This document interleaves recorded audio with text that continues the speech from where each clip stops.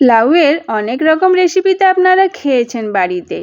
একবার আমার মতো করে রান্না করে দেখুন তো, খেতে হয় অসাধারণ। নিরামিষ দিনে এমন লাউর রেসিপি থাকলে আর কোনো কিছুর প্রয়োজন পড়ে না। নমস্কার বন্ধুরা, নীলার রান্নাঘরে আপনাদের সবাইকে স্বাগত জানাই। যারা যারা আমার এই ভিডিওটি দেখছেন তাদের অনুরোধ করছি আমার সাথে থেকে আমার এই ভিডিওটি সম্পূর্ণ দেখার জন্য। যে সকল নতুন বন্ধুরা এখন অবধি আমার চ্যানেলটি সাবস্ক্রাইব করেননি, দয়া করে আমার চ্যানেলটি সাবস্ক্রাইব করে আমার পাশে থাকবেন। চলুন তাহলে আজকের এই রেসিপি শুরু করি। দেখুন, অফ ক্যামেরাতেই আমি লাউ খোসা ছাড়িয়ে ধুয়ে তারপরে ঝিরিঝিরি করে কেটে নিয়েছি। লাউ কাটার আগেই কিন্তু ধুয়ে নিতে হয়। আর এই লাউতে দেওয়ার জন্য আমি এখানে দেখুন 1 কাপ পরিমাণ ছোলার ডাল 2 ঘন্টার আগে ভিজিয়ে রেখে দিয়েছিলাম।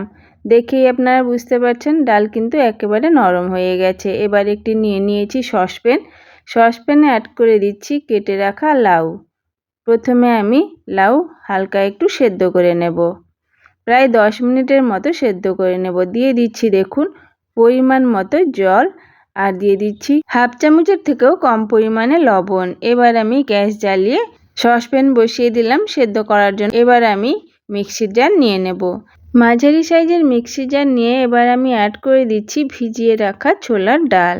সম্পূর্ণটাই দেখুন আমি মিক্সি জারে অ্যাড করে দিলাম। এবার আমি দিয়ে দিচ্ছি অল্প পরিমাণে আদার টুকরো, আর দিয়ে দিচ্ছি 6টি গোটা কাঁচা লঙ্কা। ঝালের মাত্রা আপনারা যে যার মতো করে কম বেশি করতে পারেন। এবার দিয়ে দিচ্ছি আমি স্বাদ মতো লবণ। এইখানে 1 চামচের থেকেও একটু কম পরিমাণে লবণ অ্যাড করেছি। আর দিয়ে দিলাম 1 চা চামচের 4 ভাগের 1 ভাগ হলুদ গুঁড়ো। মিক্সি জারে ঢাকা লাগিয়ে দিয়ে মিহি পেস্ট করে নেব।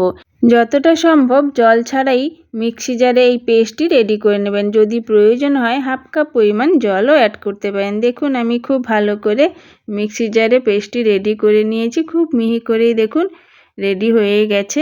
এবার একটি বাটিতে আমি ঢেলে নিচ্ছি মিক্সির জার থেকে বের করে। এবার আমি বসিয়ে দেব কড়াই বসিয়ে দিয়েছি। কড়াইতে দিয়ে দিচ্ছি পরিমাণ মতো সর্ষের তেল। আমি এই রান্নাটি সর্ষে তেলে করে নেব। কড়াইয়ের চারিদিকে আমি ভালো করে তেল লাগিয়ে দিলাম। তেল খুব ভালো করে গরম হয়ে গেছে। এই সময় আমি গ্যাসের ফ্লেম লো করে এক এক করে আমাদের ডালের মিশ্রণ থেকে বড়ার শেপ দিয়ে ভেজে নেব। আর এই বড়াগুলি ডুবো তেলেই ভেজে নিতে হবে, তাহলে বড়া খেতেও ভালো লাগে। বেশি কিন্তু তেল অ্যাবজর্ব করে না, যতটা দেখুন ধরবে সেই হিসাবে আমি অ্যাড করে দিলাম কড়াইতে। এক পিঠ খুব ভালো করে ভাজা হয়ে গেলে আমি উল্টে পাল্টে দেব। সাথে সাথে খুন্তি দিয়ে নাড়াচাড়া করলে কিন্তু ঘেটে যাবে, তাহলে বড়াগুলো কিন্তু ভালো হবে না। দেখুন এক পিঠ ভালো করে ভাজা হয়ে গেছে। গ্যাসের ফ্লেম হাই রেখে 3 থেকে 4 মিনিটের মতো উল্টে পাল্টে ভেজে নিলেই আমাদের এই দুর্দান্ত স্বাদের বড়াগুলো কিন্তু রেডি হয়ে যাবে। দেখুন ভাজা কমপ্লিট হয়ে গেছে। এবার একটি প্লেটে আমি তুলে নিচ্ছি। দেখুন বেশি পরিমাণে কিন্তু তেল একেবারে অ্যাবজর্ব করেনি। বাদবাকি বড়াগুলো আমি সেম প্রসেসে ভেজে নেব। কড়াইতে দেওয়া হয়ে গেছে। এবার আমি একটি মশলা রেডি করব। মশলা রেডি করার জন্য মিক্সির জার নিয়ে নিয়েছি ছোট সাইজের। এবার মিক্সি জারে দিয়ে দিচ্ছি 3 চামচ পরিমাণ কোরানো নারকেল, 1 চামচ জিরের গুঁড়ো, হাফ চামচ ধনের গুঁড়ো। এবার পরিমাণ মতো জল অ্যাড করে দিলাম। জল দেওয়ার পরে মিক্সি জারে ঢাকা লাগিয়ে মিহি পেস্ট রেডি করে নেব। দেখুন আমাদের পেস্টটি রেডি হয়ে গেছে। খুব মিহি করে আমি রেডি করে নিয়েছি। লাউও বেশ সুন্দরভাবে দেখুন সেদ্ধ হয়ে গেছে। এবার আমি গ্যাস থেকে নামিয়ে সাইডে রেখে দেব। দেখুন আমাদের বড়াগুলো ভাজাও কমপ্লিট হয়ে গেছে। এবার এক এক করে সবগুলো বড়া কড়াই থেকে তুলে নিলাম। এই তেলেই রান্না করে নেব। দিয়ে দিচ্ছি ফোড়নে হাফ চামচ পরিমাণ গোটা জিরে আর কিছু তেজপাতা।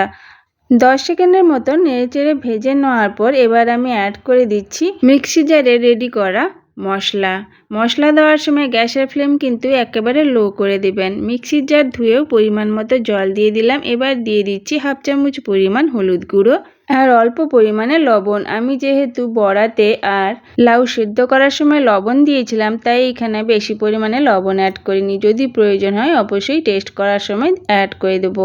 এবারে আমি কড়াইতে অ্যাড করে দিলাম 6টি গোটা কাঁচা লঙ্কা। এখানে আমি লাল লঙ্কার ব্যবহার করছি না, গুঁড়ো লঙ্কার ব্যবহার করছি না। আপনারা যদি দিতে চান অবশ্যই দিতে পারেন। আর হ্যাঁ, ঝালের মাত্রা যে যার মতো করে আপনারা কম বেশি করতে পারেন। দেখুন খুব ভালো করে আমি মশলা কষিয়ে নিয়েছি, মশলা থেকে তেলও ছেড়ে দিয়েছি। এবার সেদ্ধ করা লাউ কড়াইতে দিয়ে দিলাম। এবার একটু ভালো করে মিশিয়ে নিচ্ছি, খুন্তি দিয়ে ভালো করে মশলার সাথে মিশিয়ে নিচ্ছি। লাউ থেকে যে পরিমাণ জল বেরিয়েছে, এই জল আমাদের বড়াগুলো বেশ সুন্দরভাবে অ্যাবজর্ব করে নেবে। দেখুন এবার আমি অ্যাড করে দিচ্ছি ভেজে রাখা বড়া দেওয়ার পর আমি কড়াইতে ঢাকা দিয়ে 2 মিনিটের মতো মিডিয়াম ফ্লেমে হতে দেব। দেখুন 2 মিনিট হয়ে গেছে। এবার আমি ঢাকা খুলে একটু ভালো করে খুন্তি দিয়ে নেড়েচেড়ে মিশিয়ে নেব। দেখুন কতটা পরিমাণে জল অ্যাবজর্ব করে নিয়েছে বড়াগুলো। এইবারে আমি গ্যাসের ফ্লেম লো করে দেব। লো করে আবারও ঢাকা দিয়ে প্রায় 5 মিনিটের মতো হতে দেব। দেখুন 5 মিনিট হয়ে গেছে।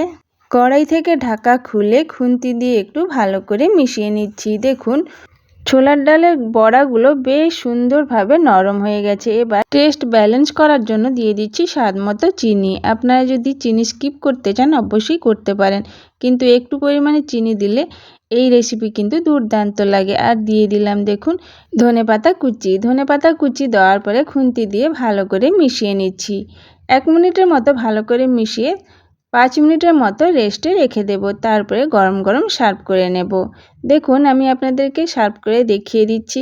দেখতে যতটাই টেস্টি লাগছে, খেতেও কিন্তু অপূর্ব লাগে।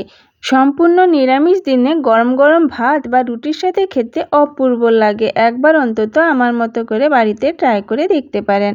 আমার এই রেসিপিটি যদি আপনাদের ভালো লেগে থাকে তাহলে অবশ্যই একটি লাইক দিয়ে কমেন্ট করে জানাবেন আমার এই রেসিপি কেমন লাগলো। এখনও অবধি আমার চ্যানেলটি সাবস্ক্রাইব না করা থাকলে সাবস্ক্রাইব করে নেওয়ার অনুরোধ রইল।